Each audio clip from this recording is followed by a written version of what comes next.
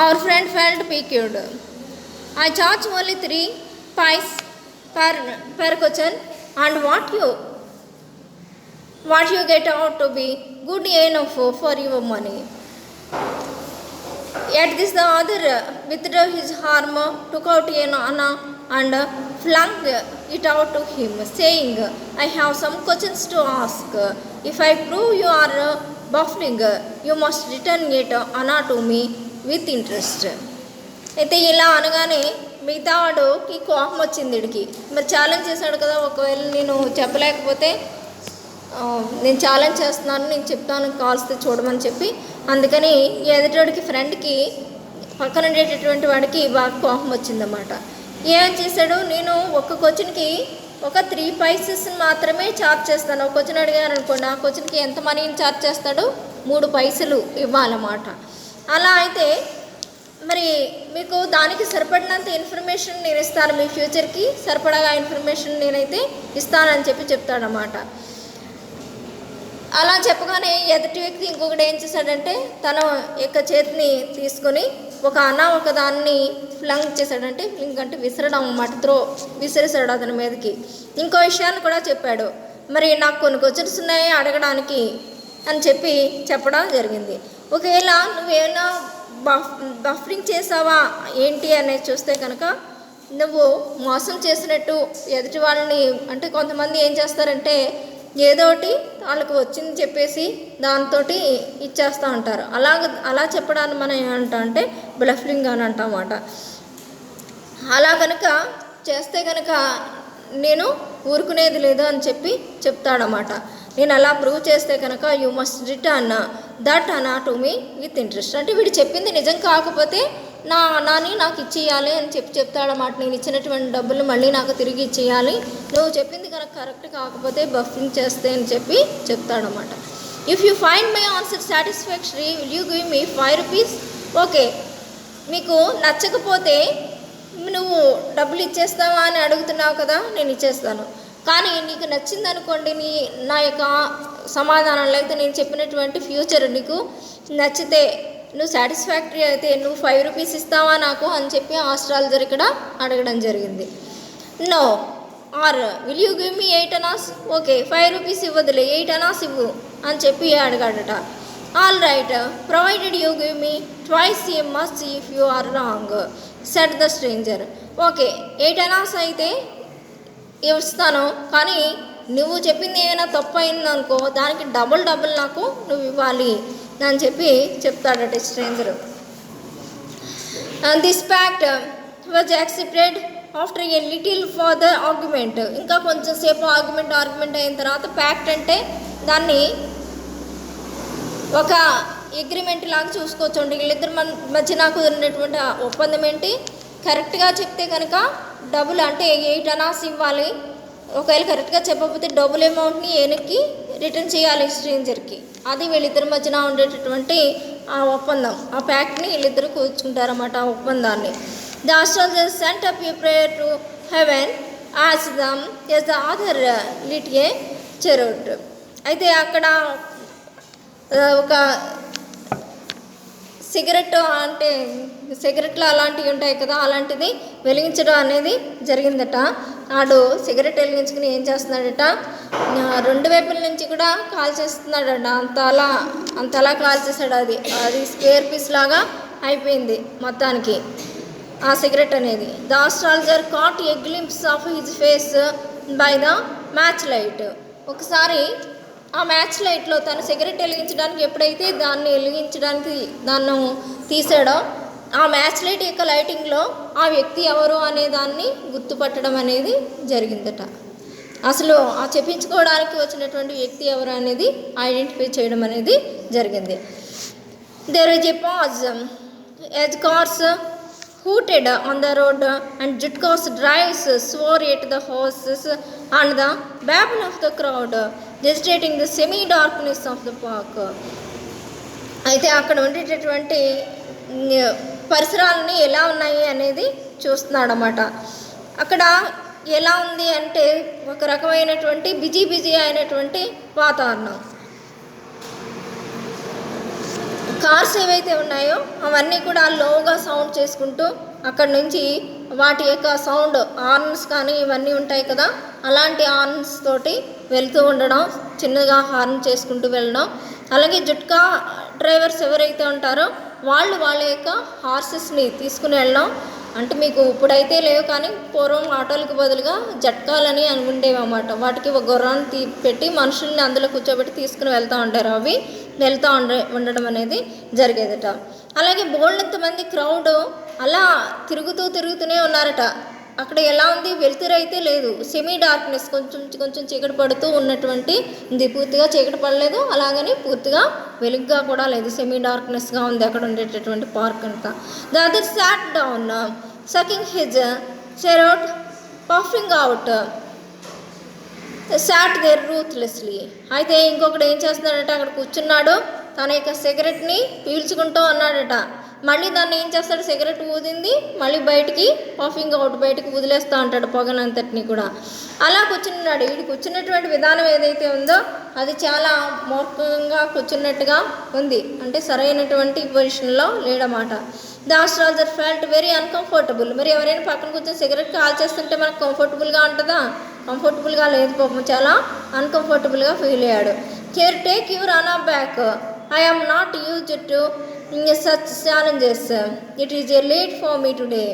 ఇప్పుడు ఏమని చెప్పాడట, నేనైతే ఛాలెంజెస్ అయ్యి తీసుకోవడానికి రెడీగా లేను. నువ్వు ఛాలెంజ్ ఇసిరేవు బాగానే ఉంది, కానీ నేను ఇప్పుడు ఇంటికి వెళ్ళిపోవాలని అనుకుంటున్నాను, అందుకని నీతో ఛాలెంజ్ చేయను, అలాగని నీకు జాతకం కూడా చెప్పేటటువంటి మూడ్ లేదు నాకు, నేను ఇంటికి వెళ్ళిపోతాను దుకాణం చదువుకొని అని చెప్పాడట. ఇవాళకి షాప్ క్లోజ్ చేస్తానని చెప్పి.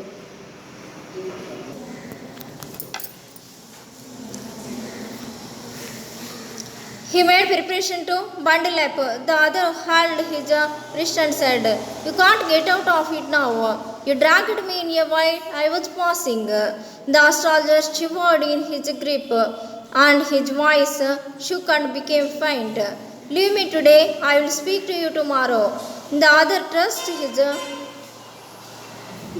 his palm in his face and said, అయితే వీడు ఏం చేస్తున్నాడో బండలిప్ చేసేయడానికి సిద్ధమైపోయాడు. అంటే మొత్తం అన్నీ సదరేసుకుందామని చెప్పి సిద్ధమవడం అయితే జరిగింది. కానీ ఆ పక్కన ఉన్నవాడు మాత్రం ఊరుకోలేదు. వెళ్ళిపోయేవాడిని నన్ను పిలిచి మరీ కూర్చోబెట్టావు కదా, జాతకం చెప్తానని చెప్పి, ఇప్పుడు వెళ్ళిపోతానని అంటే ఊరుకోవేంటి, నన్ను వెళ్ళలేవేంటి అని చెప్పి అంటున్నాడు అన్నమాట. దెబ్బకి ఆస్ట్రాలజిస్ట్కి ఏమైందంటే షివరింగ్ వచ్చింది, వణుకు వచ్చింది. ఏంటి అతని యొక్క గ్రిప్లో ఇతనున్నాడు. వాయిస్ చూస్తే చాలా షుక్గా ఉంది, అంటే చాలా గట్టిగా అనిపిస్తూ ఉంది. ఈరోజుకి వదిలే బాబు నన్ను, నేను కావాలంటే రేపొద్దుటి మాట్లాడతాను నీతోటి అని చెప్పి అంటున్నాడు అన్నమాట. కానీ ఇంకొకటి ఏం చేశాడట, ఆ చేతి కింద పెట్టాడట, ఇప్పుడు నాకు చెప్పవలసిందే అని చెప్పి. Challenge go on. చేసినటువంటి ఛాలెంజ్ ఏదైతే ఉందో, ఛాలెంజే ఇప్పుడు మొదలెట్టండి అని చెప్పాడట. Go on. The astrologer proceeded with his throat drying up. మరి అతనికి చెప్దామంటే ఆస్ట్రాలజర్ గారికి గొంతు రావట్లేదు, గొంతు ఎండిపోతూ ఉంది. ఎప్పుడైనా కంగారు వచ్చినా లేకపోతే ఏదైనా టెన్షన్ వచ్చినా మొత్తం గొంతంతా డ్రై అయిపోతూ ఉంది. There is a woman. అక్కడ ఉమెన్ ఒక ఆవిడైతే ఉన్నారట. ఆమె స్టాప్ సెట్ ద అదర్. ఆగమని చెప్పాడట. I don't want all that. నాకు అవన్నీ అయితే అవసరం లేదు. Shall I succeed in my present search or not. మొత్తం అన్నిటికీ నాకు ఏం చెప్తావు అంటే, నేను ఒకే ఒక్క క్వశ్చన్ అడుగుతాను, ఆ ఒక్క క్వశ్చన్కే ఆన్సర్ చెప్పు అని చెప్పాడంట. ఏంటి ఆ ఆన్సరు చెప్తే ఆన్సర్, దానికి క్వశ్చన్ ఏమని అడిగాడో తెలుసా, నేను ఒకదాన్ని సెర్చ్ చేస్తున్నాను, వెతుకుతూ ఉన్నాను, ఆ వెతికేటటువంటి వస్తువు నాకు కనపడుతుందా అని చెప్పి, దొరుకుతుందా లేదా, ఆ రెండిట్లో అవునా కాదా ఏదో ఒకటి చెప్పమని చెప్పాడట. Answer this and go. దీనికి ఆన్సర్ ఇచ్చేసి నువ్వు వెళ్ళిపోయి, ఇక్కడికి బండ్లప్ చేసుకుంటావా, ఇంటికి వెళ్ళిపోమని చెప్పాడట. Otherwise I will not let you go till you disgorge all your coins. ఒకవేళ నువ్వు అలా కాకుండా వెళ్ళిపోవాలి అనుకున్నావు అనుకో, నువ్వు ఇప్పటిదాకా సంపాదించినటువంటి డబ్బులన్నీ నాకు ఇచ్చేసావు, అప్పుడు వెళ్ళు, అప్పటిదాకా నేను వెళ్ళనివ్వను అని చెప్పాడట.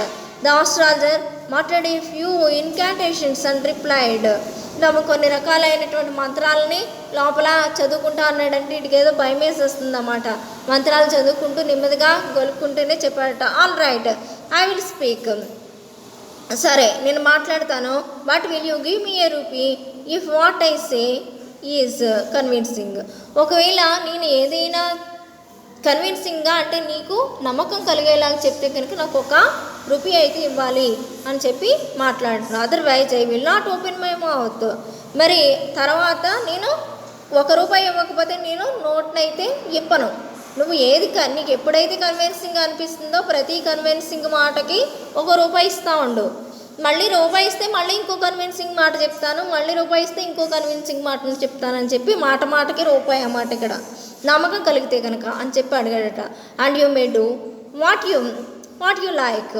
ఓకే, నీకు నచ్చినట్టే నేను చేస్తానని చెప్పాడట. After a good deal of haggling the other agreed. చాలా అంటే ఒక గుడ్ డీల్ అయింది వీళ్ళిద్దరి మధ్యన, దానికి ఒప్పుకోవడం అనేది జరిగింది.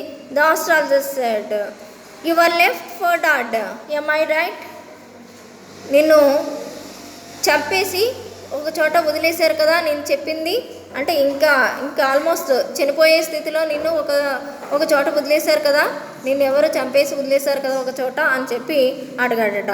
అడిగితే టెల్ మీ మోర్, అవును ఇంకా చెప్పు, ఇంకా ఏం చెప్తావో అని చెప్పి అడిగాడట.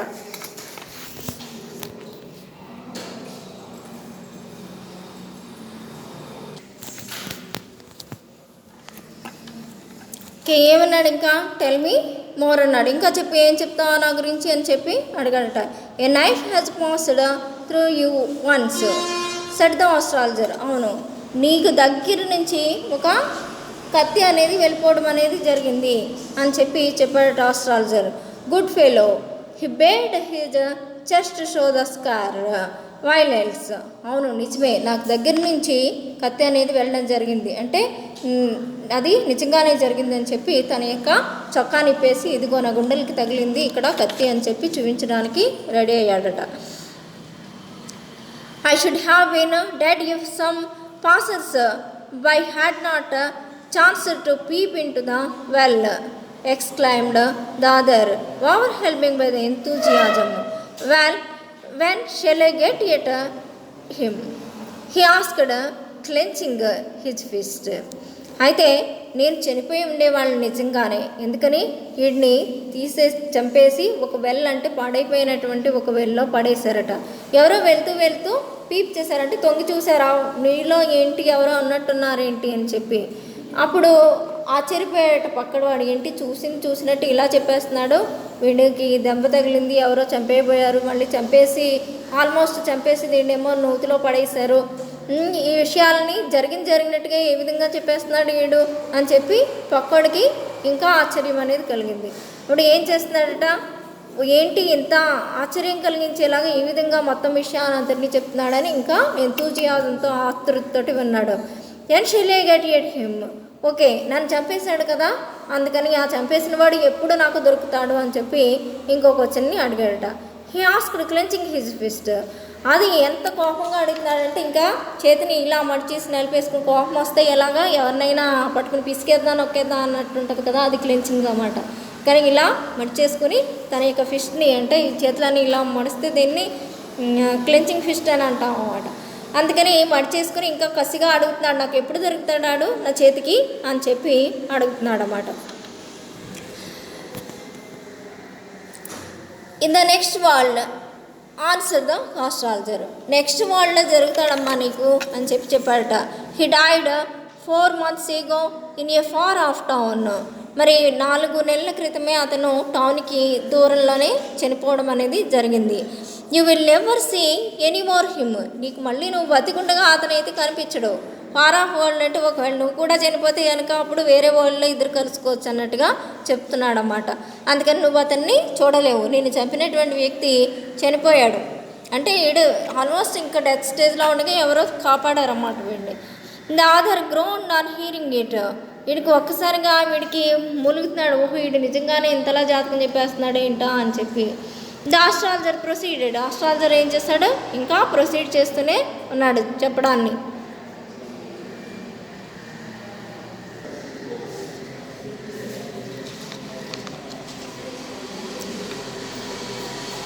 Gurunayak, you know my name.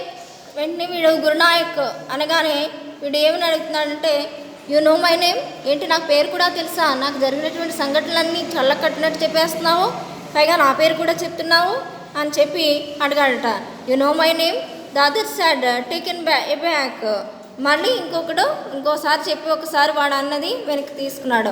As I know all other things, నాకు అన్ని విషయాలు తెలుసు. Gurunayak listen carefully to what I have to say. ఇప్పుడు నేను చెప్పబోతున్నాను కదా, అది చెప్పబోయేటటువంటి విషయం ఏదైతే ఉందో దాన్ని జాగ్రత్తగా విను అని చెప్పి చెప్తున్నాడు ఆస్ట్రాలజర్ అన్నమాట. Your village is 2 days journey due north of this town. నీ విలేజ్ ఎంత దూరంలో ఉందంటే 2 days జర్నీ పడుతుంది నీ విలేజ్ వెళ్ళడానికి, నీకు 2 రోజుల సమయం అయితే పడుతుంది. Take the next train and be gone. నువ్వు వెంటనే ఇమీడియట్గా ఇక్కడ నుంచి వెళ్ళిపోవాలి, నీ విలేజ్కి వెళ్ళాలంటే 2 రోజులు పడుతుంది కనుక ఇప్పుడే నెక్స్ట్ ట్రైనే నువ్వు ఎక్కేసి వెళ్ళిపో నీ ఊరికి అని చెప్తున్నాడు అనమాట. I see once again great danger to your life if you go from home. మళ్ళీ నువ్వు ఇంకొకసారి ఇంటిలో నుంచి బయటకు వచ్చావనుకో నీ లైఫ్ మళ్ళీ డేంజర్లో, ప్రమాదంలో పడిపోద్ది కనుక నువ్వు తిన్నగా ఇంటికి వెళ్ళిపో, ఇంట్లోంచి మాత్రం బయటికి రావద్దు అని చెప్పి ఖచ్చితంగా చెప్పాడట. He took out a pinch of sacred ash and held it to him. ఇంకా ఏం చేశాడు, ఈ ఆస్ట్రాలజర్ దగ్గర ఉండేటటువంటి సాక్రెడ్ యాష్ అంటే భస్మం అని అంటాం కదా, అలాంటి ఆ విభూతిని తీసి కొంచెం అతని చేతిలో పెట్టడం అనేది జరిగిందట. అంటే అది నీకు పెట్టాడు. Rub it on your four head and go home. నువ్వు తలకి రాసేసుకో ఈ విభూతిని, రాసుకుని అప్పుడు ఇంటికి వెళ్ళు. Never travel south word again and you will live to be 100. నువ్వు 100 సంవత్సరాలు బతకాలని అనుకుంటే కనుక నువ్వు సౌత్ వైపు ఎప్పటికీ రాకు, అంటే దక్షిణ దిశగా నువ్వు ఎప్పుడు ప్రయత్నించొద్దు. నీడు ఎక్కడ టౌన్ నార్త్లో ఉంది, అందుకని నార్త్కి వెళ్ళిపోను, సౌత్ వైపు మాత్రం దక్షిణానికి మాత్రం తిరిగి రావద్దు, అంటే ఈడు ఉండే ప్లేస్కి నువ్వు రాదని చెప్తున్నాడు అన్నమాట. నువ్వు 100 ఏళ్ళు బతకాలనుకుంటే ఊరుదులు రాకు, అందులోనూ సౌత్ వర్డ్ అసలు రాకు, ఇటువైపు అసలు రాకు అని చెప్పి చెప్తున్నాడు అన్నమాట. Why should I leave home again the other side reflectively. నేను ఎందుకని ఇల్లు వదిలిపెట్టకూడదు అని చెప్పి అడుగుతున్నాడు. The other side reflectively I was only going away now and then you look for him and to choke out his life if I met him. మరి ఇక్కడ చెప్తున్నాడు అన్నమాట, నేను ఎందుకు బయటికి రావాల్సి వచ్చిందంటే ఒకవేళ అతను ఎత్తుక్కోవడానికి వచ్చాడు, ఎందుకని నన్ను చంపినాడు ఎక్కడన్నా దొరుకుతాడా అని చెప్పి అతనే లోకాన్ని వదిలి వెళ్ళిపోయాడంటే నేను అతని గురించి ఎక్కడ ఎతుకుతానో, అందుకని నేను వచ్చేటటువంటి అవసరం ఏమీ లేదు, అతను కలుస్తానేమో అని చెప్పి వచ్చానని చెప్తున్నాడు. He shook his head regretfully he has escaped my hands. ఇక్కడ నుంచి పశ్చాత్తాపంతో వెనక్కి వెళ్ళిపోయాడట. I hope at least he dead as he deserved. Yes he said the astrologer. పోన్లే, నాకు దొరకకపోతే నా చేతుల్లో చావకపోతేనో మానేస్తాడు, కానీ చనిపోవడం అయితే చనిపోవడం జరిగింది కదా, నాకు కావాల్సింది అదే, నాకు కావాల్సింది నేను అదే అడిగినట్టుగా జరిగింది అని చెప్పి అనుకుంటున్నాడు. He was crushed on a lorry. The other looked gratified to hear. ఇంకా రెండో వాడికి ఇంకా గ్రాటిఫైడ్ వచ్చింది. ఓహో, ఈ చాలా గట్టిగా చెప్తున్నాడు, ఎలా చచ్చిపోయాడో కూడా చెప్తున్నాడు. లారీ కింద పడి శుభ్రంగా నుంచి చచ్చిపోయాడట. వీడికి ఇంకా కృతజ్ఞత అనేది పెరిగిపోయింది, వీడు చెప్పినటువంటి మాటలను విని ఇంకా నమ్మకం అనేది పెంచేసుకున్నాడు వీడు.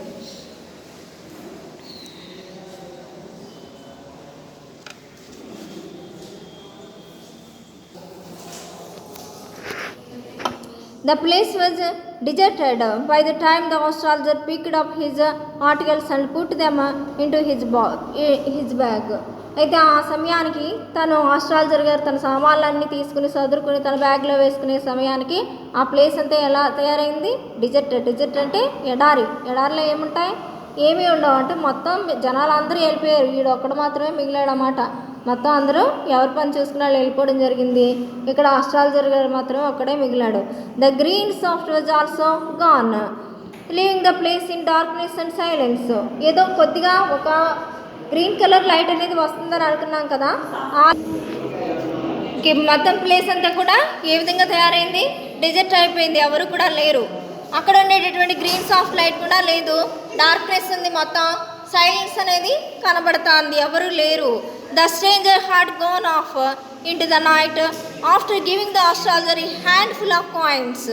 అయితే స్ట్రేంజర్ వచ్చినటువంటి వ్యక్తి, జాతకం చెప్పించుకోవడానికి వచ్చినటువంటి వ్యక్తి ఏం చేశాడట, హ్యాండ్ ఫుల్ ఆఫ్ కాయిన్స్ని ఆస్ట్రాలజర్కి ఇచ్చాడంటే దోశల నిండా కాయిన్స్ని తీసుకుని ఆ కాయిన్స్ని ఆస్ట్రాలజర్ గారికి ఇవ్వడం అనేది జరిగిందన్నమాట. It was nearly mid night when the astrologer reached home. మరి ఆస్ట్రాలజర్ గారు మనం ఇంటికి వెళ్ళేసరికి ఎంతసేపు అయింది, మిడ్ నైట్ అయింది, అర్ధరాత్రి వెళ్ళాడట ఇంటికి. His wife was waiting for him at the door and demanded an explanation. మరి ఎవరైనా ఇంటికి లేట్గా వస్తే ఏం చేస్తారు, వైఫ్ ఎక్స్ప్లెనేషన్ అడుగుతుంది, ఏమై ఇంత లేట్గా ఎందుకు వచ్చారు అని చెప్పి. అలాగే ఆస్ట్రాలజర్ గారిని కూడా వాళ్ళ వైఫ్ అడిగింది, ఎందుకు ఇంత లేట్గా వచ్చారని చెప్పి ఎక్స్ప్లెనేషన్ అనేది అడిగిందన్నమాట. He flung the coins at her and said count them. One man gave all that. వెంటనే ఇతను ఏం చేశాడట, చేతిలో ఉండేటటువంటి కాయిన్స్ అన్నింటినీ ఆ వైఫ్ విసిరేసి ఒకసారి లెక్క పెట్టు, ఒకే ఒక కస్టమర్ నాకు ఇన్ని కాయిన్స్ ఇచ్చాడు అని చెప్పి ఆ బ్యాగ్ని తన వైపు విసిరేశాడు, ఆ కాయిన్స్ అన్నిటిని. 12.5 annas. She said, counting. She was over enjoyed. I can buy some jaggery and coconut tomorrow. The child has been asking for sweets for so many days now. I will prepare some nice stuff for her. ఒకసారి ఆమె ఆ డబ్బులన్నింటినీ తీసుకొని ఏం చేసింది, లెక్క పెట్టింది. లెక్క పెడితే ఎన్ని డబ్బులు ఉన్నాయట, 12.5 annas ఉన్నాయట. అంటే 12.5 అనాల యొక్క డబ్బులు ఉన్నాయట. ఆమె ఒకసారి ఏమని చెప్పిందంటే, ఇంకొకేసారి ఓవర్ ఎంజాయ్మెంట్ వచ్చేసింది, చాలా సంతోషంతో ఉప్పొంగిపోయింది. నేను రేపొద్దుటి కొద్దిగా బెల్లం అది కొనుక్కుని తెస్తాను, కోకోనట్ కొబ్బరికాయ బెల్లం కొనుక్కుని ఏం చేస్తారు, కొబ్బరిసుని చేస్తారు. అందుకని ఆ రెండు తీసుకుని వచ్చి మన అమ్మాయి ఎప్పటి నుంచో స్వీట్ తయారు చేయమని అడుగుతుంది, నేను కొబ్బరిసుని తయారు చేసి పెడతాను ఈ డబ్బులతోటి మా అమ్మాయికి అని చెప్పి చెప్పిందన్నమాట. The swine has cheated me. He promised me a rupee, said the astrologer. అయితే ఇక్కడ చెప్తున్నాడు అన్నమాట, he looked up at him. కానీ ఇక్కడ ఎవరి గురించి చెప్తున్నాడు, ఈ స్వైన్ ఒకడు ఉన్నాడు, వాడు కానీ 1 రూపీని ఇవ్వలేదు, నాకు ప్రామిస్ చేశాడు కానీ ఆ డబ్బులు ఇవ్వకుండా వెళ్ళిపోయాడు. అంటే పక్కనాడు అన్నాడు కదా వాడు. You look worried, what is wrong. మరి ఏంటి వరీగా కనపడుతున్నావేంటి, నీతో ఏమైనా జరిగింది, ఏమైనా రాంగ్గా జరిగిందా, ఏమైంది అని చెప్పి అడిగాడు. Nothing. After dinner sitting on the pyol he told her. అయితే అక్కడ డిన్నర్ చేస్తాడు, డిన్నర్ చేసిన తర్వాత అక్కడ ఉండేటటువంటి ఒక చిన్న బెంచ్ లాంటిది ఉంటే ఆ బెంచ్ మీద కూర్చొని చెప్తున్నాడు అన్నమాట ఏం జరిగింది అనేది. Do you know a great load is gone from me today. నీకు తెలుసా, నా నుంచి ఒక గ్రేట్ బరువు, అంటే ఒక లోడ్ అంటే బరువు కదా, ఒక పెద్ద భారం అనేది దిగిపోయింది నా నుంచి. నేను ఒక భారాన్ని ఇవాళ దించేసుకున్నాను, నాకు అలాంటి భారం ఒకటి దిగిపోయింది ఇవాళ అని చెప్పాడన్నమాట. I thought I had the blood of a man on my hands all these years. That was the reason why I ran away from home, settled here and married you. He is alive. చెప్తున్నాడన్నమాట, ఆ విషయాన్ని చెప్తున్నాడన్నమాట. నేను నా చేతులతోటి ఒక మనిషిని చంపేయడం అనేది జరిగింది, అతని యొక్క రక్తం నా చేతులకు అంటుకుంది, నేను అతన్ని ఆల్మోస్ట్ చంపేసినటువంటి స్టేజ్లో కదా వదిలేసి వెళ్ళిపోయాడు. అందుకని చెప్తున్నాడు అన్నమాట, నేను ఎవరినైతే చంపేసానని అనుకున్నానో అతన్ని చంపేయడం వల్లనే నేను ఆ ఊరిని వదిలేసి పారిపోయి ఊర్లో ఉన్న ఆస్తుల్ని ఇల్లుని అన్నిటిని వదిలేసి వచ్చేసి ఇక్కడ సెటిల్ అయ్యి నిన్ను పెళ్లి చేసుకొని ఇక్కడే ఉంటున్నాను. ఇవాళ నాకు తెలిసింది ఏంటంటే, నేను ఎవరిని చంపలేదని, నేను చంపినటువంటి వ్యక్తి, చంపేశానని అనుకున్నటువంటి వ్యక్తి బతికే ఉన్నాడని ఆ విషయాన్ని చెప్పాడన్నమాట. అందుకని వీడికి ఇన్ని రోజులు అపరాధ భావన అన్నమాట, నేను అనవసరంగా ఒకటి చంపేశానే అని చెప్పి అనుకునేటటువంటి భావంతో బతుకుతా అన్నాడు. కానీ ఈవేళ నిజంగా జాతకానికి చెప్పించుకోవడానికి వచ్చినటువంటి వ్యక్తి ఎవరు అని అంటే, అతను చంపేసి నూతిలో ఆల్మోస్ట్ డెడ్ స్టేజ్లో పడేసినటువంటి వ్యక్తి అన్నమాట. ఆడే తిరిగి వచ్చి వీడి దగ్గర జాతకం చెప్పించుకునేసరికి, అమ్మయ్య నేను మర్డర్ చేయలేదు, నేను చంపలేదు నా ఫ్రెండ్ని. ఇంటికి వీళ్ళిద్దరూ బెస్ట్ ఫ్రెండ్స్ అన్నమాట. వీళ్ళు ఏం చేస్తారంటే, బాగా తాగేసి ఆడుకుని పేకాడుకునేటటువంటి ఫ్రెండ్స్.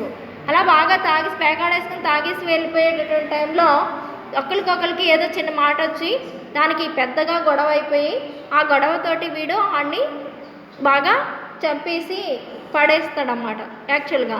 ఇంకా ఆల్మోస్ట్ చచ్చిపోయాడు అనుకుని ఒక నూతిలో తోసేసి వెళ్ళిపోతాడు. కానీ ఎవరో చూసి తర్వాత అతన్ని రక్షించడం అనేది జరుగుతుంది. అతనికి ఆ విషయం తెలియదు కదా, అందుకని ఇమీడియట్గా విలేజ్ నుంచి రాత్రికి రాత్రి పారిపోయి ఆస్తులు పొలాలు అన్నిటిని వదిలేసుకుని ఎవరికి చెప్పకుండా పారిపోయి వచ్చేస్తాడనమాట. అతని యొక్క బ్యాక్గ్రౌండ్ అది ఆస్ట్రాలజరు, అందుకని ఎవరికి కనబడకుండా అక్కడి నుంచి దూరంగా టౌన్కి వచ్చేసి బతుకుతూ ఉంటాడనమాట. అందుకని ఎదుటోడు గురించి బాగా తెలుసు కదా, బాగా చెప్తాడు. పాపం వాడు ప్లెంటీ ఆఫ్ కాయిన్స్, దోసెడు నిండా కాయిన్స్ అనేది ఇవ్వడం అనేది జరుగుతుంది. She gasped, you try to kill. ఒక్కసారిగా ఈమె నోరెళ్ళి పెట్టేసింది. ఏంటి ఆ నోటుతో, ఏంటి నువ్వు ఒక మనిషిని చంపడానికి ప్రయత్నం చేసావా అని చెప్పి వాళ్ళ ఆవిడ అడగడం జరిగిందట. Yes, in our village when I was silly youngster. అవును, నేను మా విలేజ్లో నేను బాగా అంటే యంగ్గా ఉన్నప్పుడు సిల్లీగా ఉండేటటువంటి పనులన్నీ చేస్తూ ఉండేవాడిని. అప్పుడు ఈ పని నేను చేశానని చెప్పాడు. We drank, gambled and quarrelled badly one day. I think of it now. Time to sleep, he said yawning and stretched himself on the fire. అయితే ఇక్కడ ఏం చెప్తున్నాడంటే, మేము ఒకరోజు ఏం చేసామంటే బాగా తాగేసాం, ప్యాకాడ్ ఆడుకున్నాం. తర్వాత ఒక పెద్ద క్వారల్ బ్యాడ్గా జరిగింది, ఒక పెద్ద దెబ్బలాట జరిగింది మా ఇద్దరి మధ్యన. ఆ తర్వాత నేను అతన్ని చంపడం అనేది జరిగింది అని చెప్పి అన్నాడు. ఏది ఏమైనా సరే అతను బతికే ఉన్నాడు కదా, ఇప్పుడు టైం టు స్లీప్, శుభ్రంగా పడుకుందా అని చెప్పి ఆవులిస్తూ తను పడుకోవడం అనేది జరిగింది. దానికి ఈ విధంగా మన ఆస్ట్రాలజర్ గారు చేసినటువంటి పని ఇది. ఆస్ట్రాలజర్ అవతారం ఎత్తడానికి వచ్చినటువంటిది.